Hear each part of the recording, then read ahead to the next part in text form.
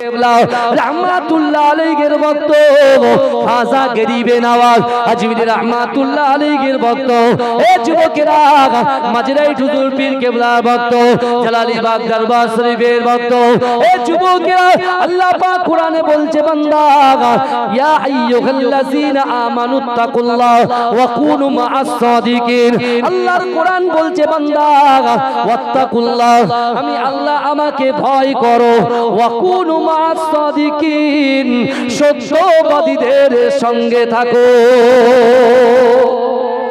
এই জোরে বলুন না সুবহানাল্লাহ সত্যবাদীদের সঙ্গে আল্লাহ থাকতে বলেছে এবার আপনি বলেন মুজাদ্দিদ জামান দাদা হুজুর পীর কেবলা মুমিন ছিলেন কি ছিলেন না এই কথা বলেন খাজা গরিবে নওয়াজ আজমি রহমাতুল্লাহ আলাইহি মুমিন ছিলেন কি ছিলেন না একটু কথা বলেন হ্যাঁ আহমদ আলী হামিদ জালালি হুজুর পীর কেবলা আমার পরদাদা তিনি মুমিন ছিলেন কি ছিলেন না আমরা যদি বলি যে মুমিন তাহলে কোরআনকে জিজ্ঞাসা করুন কোরআন কি বলছে আমার যুবকেরা ভাইরা এ নবী পাকের উম্মতিরা এ নবী দিওয়ানারা আল্লাহর কোরআন আবার বলছে ইয়া আইয়ুহাল্লাযীনা আমানু লা তাত্তাখিযু বিতানাতাম মিন দুনিকুম এ যুবকেরা এ নবী পাকের উম্মতিরা আল্লাহর কোরআন বলছে বান্দা লা তাত্তাখিযু বিতানাতাম মিন দুনিকুম তোমরা মুমিন ব্যতীত অন্য কারোর সঙ্গে বন্ধুত্ব করো না এ যুবকেরা জান্নাত যদি পেতে চান জান্নাত যদি পেতে চান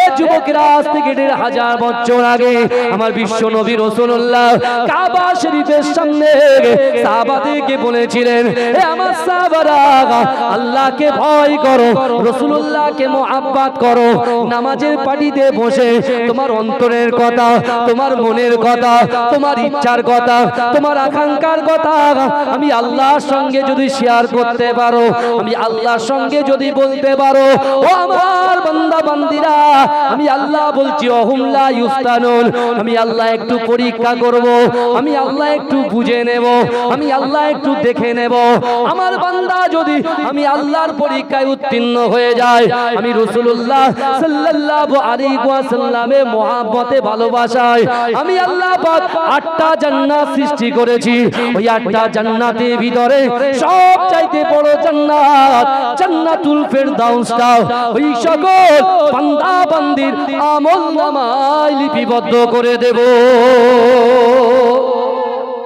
জোরে বলবেন না আচ্ছা বাবাজি আমার মেজো ভাইজান বুঝলেন একে ফরাজ সাহেব আমার মেজো ভাইজান হুজুর কেবলা তিনি একটা কথা বলছিলেন হজের কথা বলছিলেন না কথা বলেন এখন কথা হলো এখন হজ করতে গেলে ম্যাক্সিমাম ৪.৫ লক্ষ টাকা খরচা কি বলেন ফরজ হজ করতে গেলে ৪.৫ লক্ষ টাকা খরচা আমার কাছে কথা দেখেন দরবার শরীফে এসেছেন কিছু কথা শুনে যান মন ভাঙলে হবে না মনটাকে শক্ত রাখতে হবে আমার আব্বা যখন বিছন সজ্জায় বিশেষ করে আমার আব্বা বকরা ঈদের আগের দিন বকরা ঈদের ২০ দিন আগে আমার আব্বা যখন অসুস্থ হয়ে গেলেন আমি আর আমার ৪ নম্বর ভাই বুঝতে পেরেছেন সাইদ মোহাম্মদ মনির অ্যাম্বুলেন্স করে আমার আব্বাকে ৪ নং হসপিটালে নিয়ে যাচ্ছি বুঝতে পেরেছেন বিশ্বাস করুন তিনি তো একজন শিক্ষক ছিলেন তার অগণিত ছাত্র আছে আমাদের আশেপাশে নাঙ্গলপোতা বুঝতে পেরেছেন সাহাজিপাড়া বহুতটা ছাত্র আছে তা আব্বাজান যখন যাচ্ছেন সেন্সলেস হয়ে আছে বুঝতে পেরেছেন তা আমিও কাঁদছি আমার ভাইও কাঁদছে আমার সব ভাইরা কাঁদছেন এখান থেকে আব্বাজানকে বার করে নিয়ে যাচ্ছি আমার পাড়ার মানুষ দেখেন যারা বিশেষ করে ছেলেরা যারা হয় সহজে কিন্তু চোখ দিয়ে পানি বেরোয় না কথা ঠিক না মেয়েরা কেঁদে চোখ দিয়ে পানি পড়ে ভালোবাসাটা প্রকাশ করতে পারে কিন্তু গ্রামের মানুষরা বা যুবকরা বা ছেলেরা এরা অত সহজে চোখ দিয়ে পানি বার হয় আমরা হয়তো মনে মনে ভাবছি যে আন্দুলিয়া গ্রামের মানুষরা কাঁদলো না কিন্তু তাদের মনটা কেঁদেছে কথা ঠিক না ভুল আব্বাজানকে যখন নিয়ে যাচ্ছি এলাকার মানুষগুলো অন্তরটা কেঁদেছে আব্বাজান যখন ওখান থেকে আপনার রেকজওয়ানি ঠিক রাজারহাট কাঠগোলা থেকে যখন যাচ্ছি তখন আমার কি মনে হলো যেহেতু আল্লাহর ওলিদের কথা শুনি আমরা ওলিদেরকে মহব্বত করি তা আমি তখন চিন্তা করলাম যেহেতু আমি একটু পড়াশোনা করেছি আলেম হয়েছি তা আমি আব্বার কানে কানে আব্বা যখন সেন্সলেস তখন আমি আব্বার কানে কানে বললাম আব্বা দাদা ভাইয়ের বাড়ি কিন্তু ক্রস করছি যেই বলেছি চোখটা খুলে আব্বা জান সালাম নিলেন জোরে জোরে বলা যাবে না এর জোরে বলা যাবে না।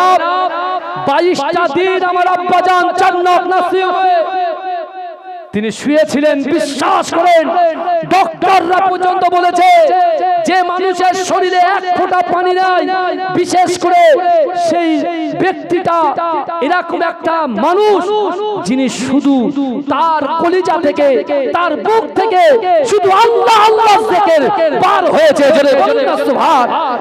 শুধু আল্লাহ আল্লাহ জিকির বার হয়েছে।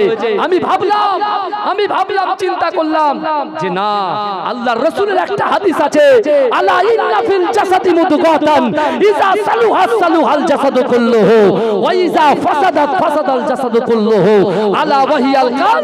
মানুষের শরীরের মধ্যে এমন একটা গোশতের টুকরা আছে, ওই গোশতের টুকরাটা যদি অপবিত্র হয়ে যায় মানুষের পুরো শরীরটাই অপবিত্র হয়ে যায়, আর ওই গোশতের টুকরাটা যদি পবিত্র হয়ে যায় মানুষের পুরো শরীরটাই পবিত্র হয়ে যায়। এজন্য বলবেন না। এই ডান দিকে একটা বাড়ি দেখতে পাচ্ছেন, আমাদের এখানকার খুব মহব্বত করতেন, ভালোবাসতেন জালালি হুজরা আওলাদ হিসাবে। তার নাম হচ্ছে মোস্তান চাচা। এই শুনছেন? মোস্তান চাচা, তার একমাত্র ছেলে, তার নাম হচ্ছে বাবলু, সে ইন্তেকাল করেছে। তার 3খানা মেয়ে, বুঝতে পেরেছেন? একজনের বিয়ে হয়ে গেছে, এই পাশেই থাকে। তাদেরই দেওয়া এই মাদ্রাসাটা দেখছেন, বুঝতে পেরেছেন? ওই মোস্তান চাচা যখন মাদ্রাসা এখানে দেয়নি, এখানে আরেকজন আমাদের ছড়ো বাবু, বুঝতে পেরেছেন? সামনে যার কবর, আমার আব্বাকে এত মহব্বত করত, এত ভালোবাসতো যুবক আমার আব্বা জানতো। ছোট হুজুর পীর কেবলা রাহমাতুল্লাহ আলাইহির সঙ্গে জলসায় বেরিয়ে যেতেন। কোথায় কাকদ্বীপ, কোথায় সাগরদ্বীপ, কোথায় নামখানা, এসব জায়গায় ছোট হুজুর পীর কেবলা আমার আব্বা জানকে হায়দারি সাহেব বলে ডাকতেন, তাই না? হায়দারি সাহেব বলে ডাকতেন। আর এই যে দরবার শরীফ, এই যে আমার আব্বার নিজে হাতে গড়া এই যে বাড়ি, বিশ্বাস করেন আপনারা দেখেন, এই বাড়িতে বঙ্গের যত বড় বড় খ্যাতনামা বক্তা আছে, বিশেষ করে আপনার ফুলবাড়িতে শুয়ে আছেন জলিল সাহেব রহমাতুল্লাহ আলাইহি, গলা শুয়ে আছেন জব্বার সাহেব রহমাতুল্লাহ আলাইহি, গালিব সাহেব রহমাতুল্লাহ আলাইহি, সিরাজ সাহেব। বিশ্বাস করুন সকলে কিন্তু আমার আব্বার এই হুজরাতে সবাই কিন্তু রাত কাটিয়ে গেছেন। জোরে বলুন না সুবহানাল্লাহ। তা আমার আব্বা জান ঠিক ইন্তেকালের কিছুদিন আগে আমি আব্বাকে বলছি, মাঝরাটি দরবার শরীফে তো আমি থাকি, যেহেতু ওখানে মোটামুটি আমার ফ্যামিলি থাকে। তা আব্বা জান, তো ওখানে তো প্রচুর আপনি জয়ীব হয়ে যাচ্ছেন, ঠিক আছে আস্তে আস্তে, তা আন্দুলিয়া জালালিবাগ দরবার শরীফটা কি হবে? আব্বাকে জিজ্ঞেস করেছিলাম। আব্বা তখন বলছে, বিশ্বাস করিস, আমার আব্বা তখন বলছে, তোর বাপটা যখন যাবে দুনিয়া থেকে তখন তুই বুঝতে পারবি, তখন বুঝতে পারবি। বিশ্বাস করে যুবক, বাঁচতে যদি চাও, জান্নাত যদি পেতে চাও, তোমার পীরের আওলাদ আমি রাকিবুল আজিজ বখতিয়ারি, আমি আমার সোনার ভাইদেরকে বলে যাই, মাকে খিদমত করো, বাপকে খিদমত করো। আল্লাহর কোরআন বলছে, ফালা তাকুল্লাহুমা উফি ওয়ালা তানহারহুমা ওয়া কুল্লাহুমা কাওলান কারীমা। আল্লাহ যেখানে বলছে, বান্দা তোমাদের আচার আচরণে, তোমাদের ব্যবহারে তোমাদের পিতামাতা উফ শব্দ না করে। বিশ্বাস করুন, আপনি যে জায়গাটায় বসে আছেন, আমার আব্বা যেদিনকে ইন্তেকাল করেছিলেন, এক কোমর পানি, এক কোমর পানি। আমার বড় ভাই, আমার মেজো ভাইজানকে আমি কানে কানে বলছি যে আব্বার হয়তো এখানে মাটি দেওয়া সম্ভব হবে না। আমি দুটো প্রস্তাব দিয়েছিলাম, ওপেন বলছি। এক, আমি বলছি এখানে তার হবে না, আব্বা যেখানে যেখানে মজলিস করাতেন ওই জায়গাটা আব্বার, ওই জায়গাটাতেই পরে আবার অন্য জায়গা আমরা চুজ করব। ভাইরা বলছে হবে না। তারপরে বলেছিলাম মাঝরাট দরবার শরীফে দাদা ভাইয়ের পাশে আব্বাকে দেখে দিই। কিন্তু আমার আব্বা কখন আমার মায়ের সঙ্গে বলে গিয়েছেন যে আমি যখন ইন্তেকাল করব, আমার আব্বা ওই জায়গাটা, যে জায়গাটা দেখেন মাজার শরীফ আছে, ওই জায়গাটাই হুজুর দিনের খেদমত করে স্কুল থেকে এসে ওই জায়গাটা আব্বা রেস্ট করতেন। আমরা বুঝতে পারিনি যে আমার আব্বা জান, আল্লাহ ডাক আসলে সবাইকে চলে যেতে হবে, কিন্তু আব্বা জান পুরো জিনিসটাকে তৈরি করে দিয়ে শেষে বলছে, বাবা তোর আব্বা যখন ইন্তেকাল করবে দেখবি মানুষের ঢল নামবে। তা সত্যি কথা, তার জানাজা নামাজে আপনারা তো এসেছেন, মানুষের ঢল নেমেছিল। কিন্তু সেই মানুষগুলো একসঙ্গে যদি এখানে আসে, আমরা এখানে জায়গা দিতে পারবো বলে মনে হয়? কথা বলেন না, পারবো না। কিন্তু বিশ্বাস করুন, আমার আন্দুলিয়া গেলামের যুবকগুলো আমার পার্শ্ববর্তী চৌমা গ্রামের যুবকগুলো, আমার চকপাড়া দর্জিপাড়া মাঠপাড়ার যুবকগুলো, আমার স্টেশন পাড়া থেকে শুরু করে আমার আব্বা হুজুর পীর কেবলা যখন ইন্তেকাল করেছে মাঝরাই দরবার শরীফে, আমি যে জায়গাটায় থাকি ওই জায়গায় আমার আব্বাজানের লাশ মোবারকটা সর্বপ্রথম গোসল দেওয়া হচ্ছে। তখন মনে মনে চিন্তা করছি কি হবে, আব্বার মাটি দেবে কেমন করে। কিন্তু আল্লাহর ওলিদের কেরামতি হয় বারহাক সত্য। জোরে বলুন না সুবহানাল্লাহ। এই জোরে বলবেন না। টোটাল এরকম 1 বিঘে এরিয়া, 1 হাঁটু পানি, 1 কোমর পানি। আমার ভাই জানেরা, হে নবী পাকের উম্মত উম্মতিরা, আল্লাহর কোরআন বলছে বান্দা মান কানা লিল্লাহ কানাল্লাহু লাহু, যে ব্যক্তি আমার হয়ে যায় আমি আল্লাহ পাক তার হয়ে যায়। এ যুবকেরা, এই দরবার শরীফ থেকে 3টে আমল নিয়ে যান। 1 হচ্ছে আল্লাহকে ভয় করবেন, 2 হচ্ছে রাসূলুল্লাহকে মুহাব্বত করবেন, 3 হচ্ছে আকিমুস সালাত, নামাজ আদায় করবেন।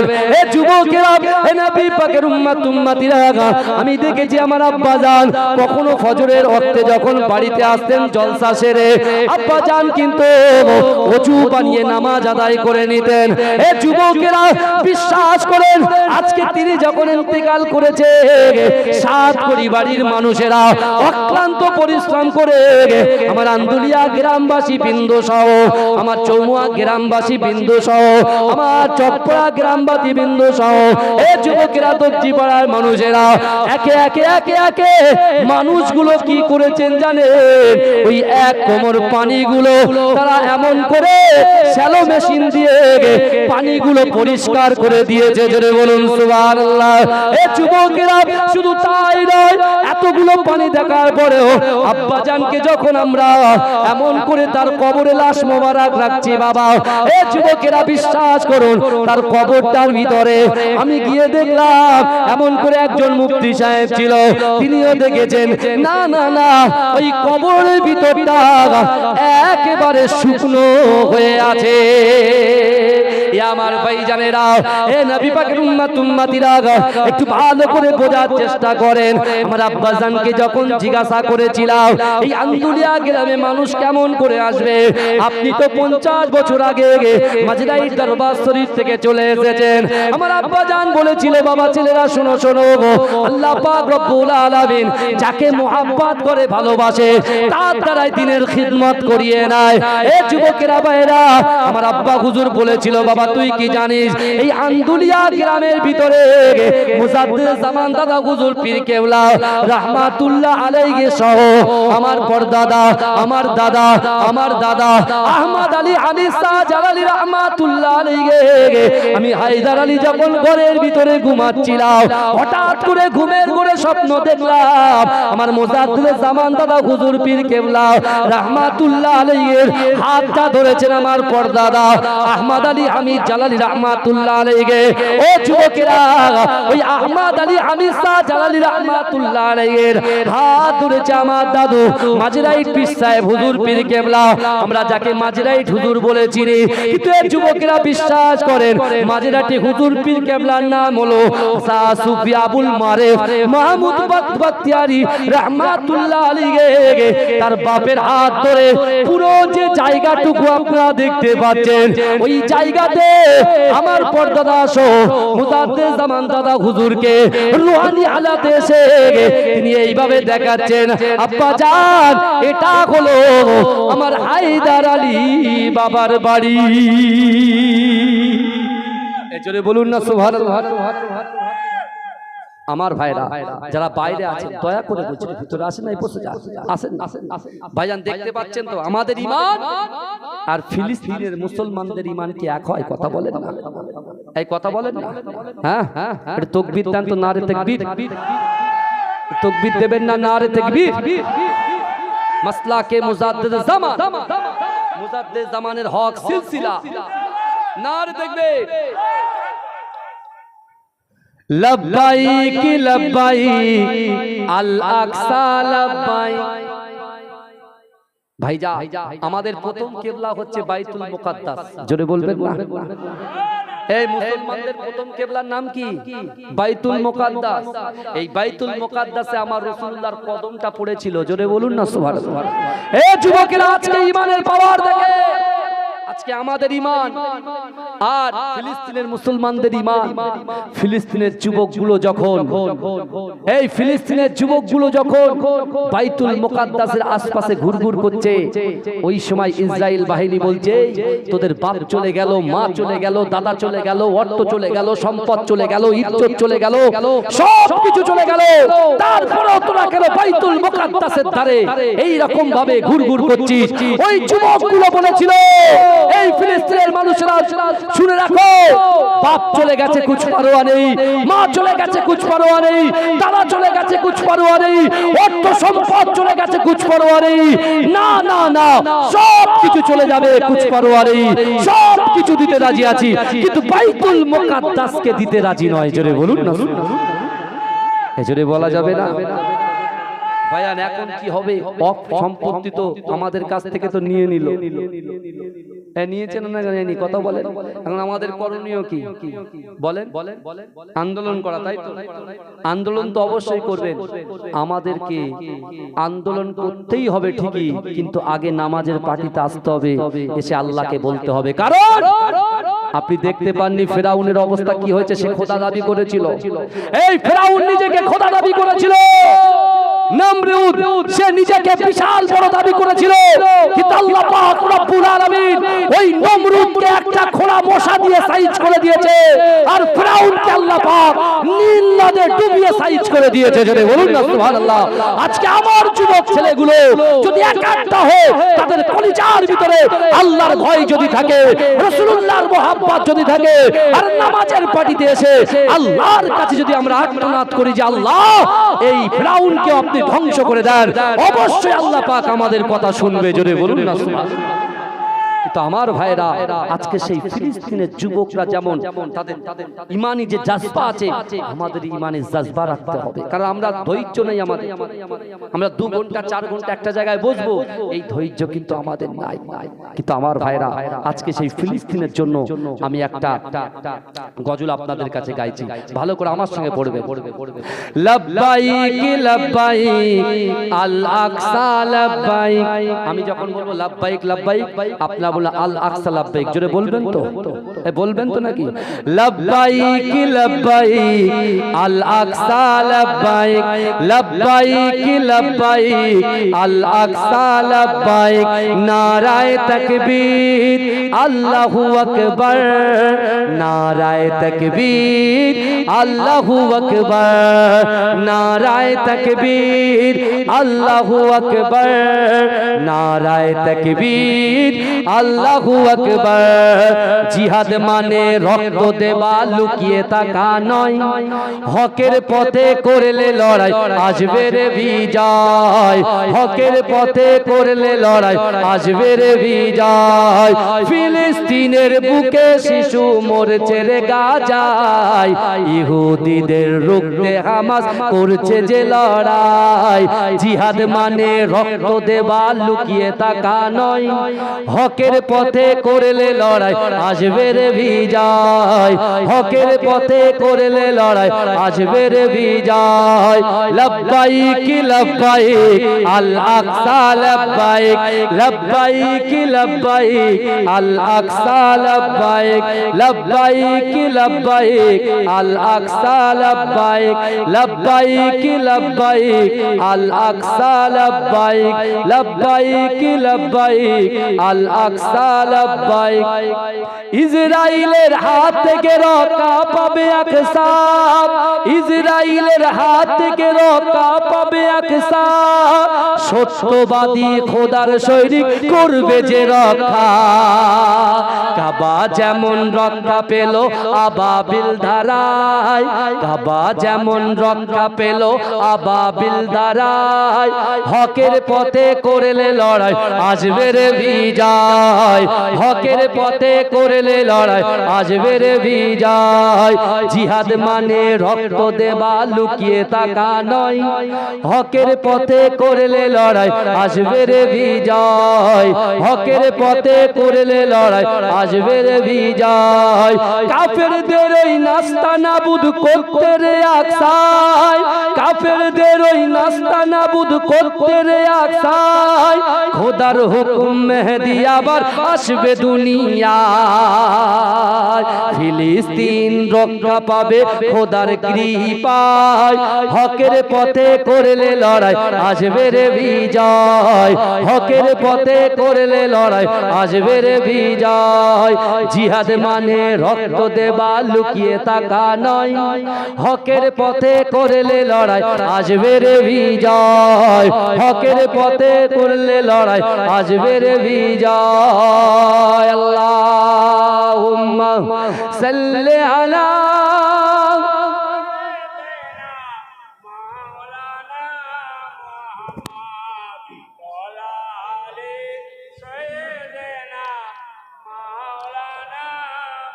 আমার বাবাজিরা ভাইরা, যে কথা বলতে বলতে আমি এদিকে এসেছি, আমার আব্বা হুজুর পীর কেবলা আব্বাজান মুজাদ্দিদ জামান দাদা হুজুর পীর কেবলার সঙ্গে করে নিয়ে এসে ঘুরিয়েছেন, যেটা বলুন না সুবহানাল্লাহ।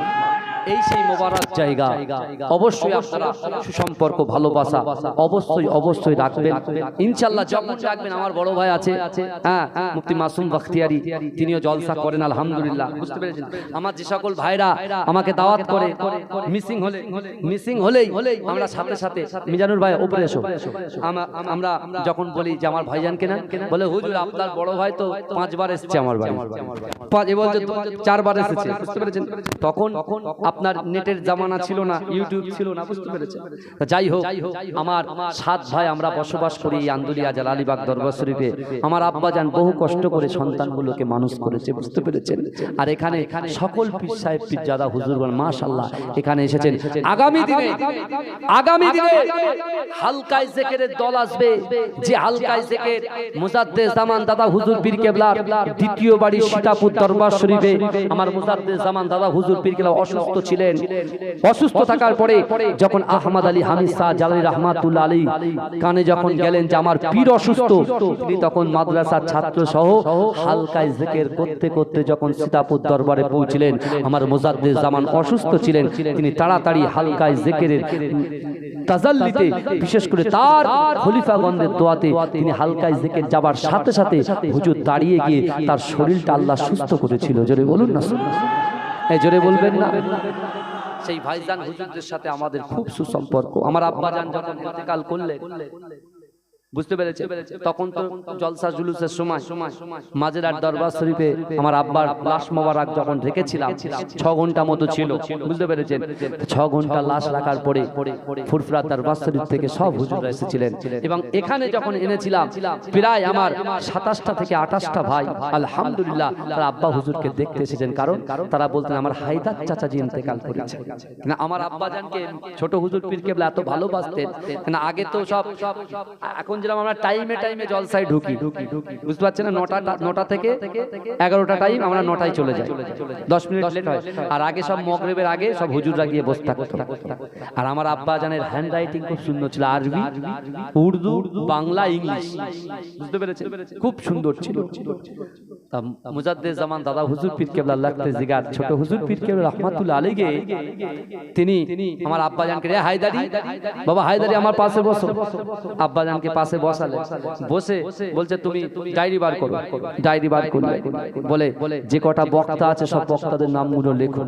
আমার আব্বার হ্যান্ড রাইটিং ভালো ছিল, তো এক এক করে লিখে আমার আব্বাজান সবার শেষে থাকতো, আর আব্বাজানের পরে থাকতো ছোট হুজুর পীর কেবলা। বলছে যতক্ষণ পর্যন্ত আমি জুলফিকার আশিকে রাসূল ছোট হুজুর পীর কেবলা না আসবো, ততক্ষণ পর্যন্ত তুমি জলসাটাকে চালিয়ে নিয়ে যাবে। জোরে বলুন না সুবহানাল্লাহ, জোরে বলবেন না সুবহানাল্লাহ। মুজাদ্দেদ জামান দাদা হুজুর পীর কেবলা 52 জেলা আমরা বলি, কিন্তু 52 জেলা না, এপার বাংলা ওপার বাংলা ত্রিপুরা মেঘালয় শুরু আমরা বলেছি 52 জেলা, 52 জেলা না, বুঝলেন? পুরো পুরো ভারতবর্ষ এলাকা চষেছে আলহামদুলিল্লাহ, বুঝতে পেরেছেন? তখন তো বর্ডার টুডার ছিল না, বর্ডার তো ছিল না, সব এক ছিল, বুঝতে পারছেন না? তখন মুজাদ্দেদ জামান দাদা হুজুর পীর কেবলা আওলাদ গোনা কত ব্যস্ত মানুষ, লোক আধ ঘন্টা 1 ঘন্টা পেলেই খুশি, লোক আধ ঘন্টা 1 ঘন্টা পেলেই খুশি। আব্বাজান বলতেন যে প্রথমে ছোট হুজুর পীর কেবলা বলে যেতেন, আমি 1 ঘন্টা 2 ঘন্টা 3 ঘন্টা 4 ঘন্টা, একদিন 6 ঘন্টা ওয়াজ করলাম। ছোট হুজুর পীর কেবলা এসে বলছেন, আর সব বক্তারা কি করেছে বলে, হুজুর সব চলে গেছে বলে, কমিটিকে দেখে বলছে, আমার হায়দারিকে তোমরা এত কষ্ট দিলে, হ্যাঁ যাও যাও তুমি রেস্ট করো, আমার গাড়ি করে তোমাকে পৌঁছে দেবো। জোরে বলুন না সুবহানাল্লাহ। ছোট হুজুর পীর কেবলা রহমাতুল্লাহ আলাইহি গাড়ি করে মাঝেরহাট পীরডাঙ্গা আপনার ওই রেক জওয়ানিতে নামিয়ে দিতেন। আব্বা আবার যেহেতু আব্বা আগে চাকরি করতেন আমাদের নাঙ্গলপোতায় স্কুলে আমার আব্বা যান চলে যেতেন, সেই আব্বা হুজুর শুয়ে আছেন, তার নুরানি নজর আমাদের দিকে ভাসছে। বিশ্বাস করেন, এখানে আসবেন, বিশ্বাস করেন, খাঁটি নিয়ত নিয়ে আসবেন, সম্পর্ক সম্বন্ধ রাখবেন, আগামী দিনে দেখবেন যে সমস্যা নিয়ে আসবেন, সেই সমস্যাকে আল্লাহ সমাধান করে দেবে। বলে আল্লাহুম্মা, এই বলবেন না আল্লাহুম্মা। তুমি নূরে আলা নূরুল হুদা নূরে মুহাম্মদ, ওই নাম ধরিয়া পড়লে দরুদ লাগে মনে সাদ, ওই নাম ধরিয়া পড়লে দরুদ লাগে মনে সাদ। পিছনের ভাইগুলো একটু জোরে হবে না? আর চিৎকার দিয়ে বলা যাবে না সুবহানাল্লাহ? ভাইজান দরবার শরীফে আসলে বহু আলেমরা আছেন, আমার আলিমুল ভাই আছেন, আমার নুরি ভাই আছেন, আমার আর একজন ভাই অনেকক্ষণ থেকে বসে আছেন, খুব মানে টপ র্যাঙ্কের বক্তা, বুঝতে পেরেছেন? আমার সাইফুদ্দিন ভাই আছে, আলহামদুলিল্লাহ সকলে এসেছেন আলহামদুলিল্লাহ। আমার হাইবুল্লাহ, আমার আরেক ভাই, বুঝতে পেরেছেন? সব আর দরবার শরীফে জলসা ভাই একদিন মানায় না, বুঝলেন? 2-3 দিন না হলে হয়, বুঝতে পেরেছেন? তা আগামী দিন ইনশাআল্লাহ চিন্তা সাপেক্ষ হবে। আমার বড় বড় ভাইরা আছেন, আমি তো নিতে পারবো না, আমার ভাইরা মহব্বত করেন, ভালোবাসেন, আর আমি আমার ভাইদেরকে মহব্বত করি। কিন্তু এই যুবকেরা ভালো করে রাসূলুল্লাহর মহব্বতে একটু জোরে তাকবীর দেন তো, নারে তাকবীর। পিছনের ভাইগুলো একটু জোরে তাকবীর দেন, নারে তাকবীর। তুমি নূরে আলা নূরুল হুদা নূরে মুহাম্মদ, ওই নাম ধরিয়া পড়লে দরুদ লাগে মনে সাদ, ওই নাম ধরিয়া পড়লে দরুদ লাগে মনে সাদ। তোমার রূপের বাগার নূরের বাগার এতই আলোময়, সেই আলোই হলো আদার আলো সারা দুনিয়ায়।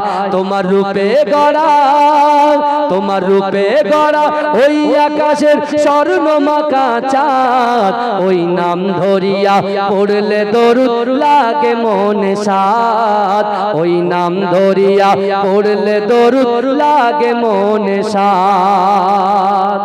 তোমার নামের দরুদ তুলে তুলে গাইছে নানান ফুল, মোর গুনগুনিয়ে পড়ছে দরুদ মুহাম্মদ রাসূল। তোমার নামের দরুদ তুলে তুলে গাইছে নানান ফুল, ওমর গুনগুনিয়ে পড়ছে দরুদ মুহাম্মদ রাসূল। তোমার নূরের আলোয়, তোমার নূরের আলোয় চন্দ্র তারা জ্বলছে সারা রাত, ওই নাম ধরিয়া পড়লে দরুদ লাগে মনে সাদ, ওই নাম ধরিয়া পড়লে দরুদ লাগে মনে সাদ। ইয়া রাসূলুল্লাহ ইয়া হাবিবাল্লাহ, ইয়া রাসূলুল্লাহ ইয়া হাবিবাল্লাহ। তুমি নূরে আলা নূরুল হুদা নূরে মুহাম্মদ, ওই নাম ধরিয়া পড়লে দরুদ লাগে মনে সাদ, ওই নাম ধরিয়া পড়লে দরুদ লাগে মনে সাদ। আল্লাহ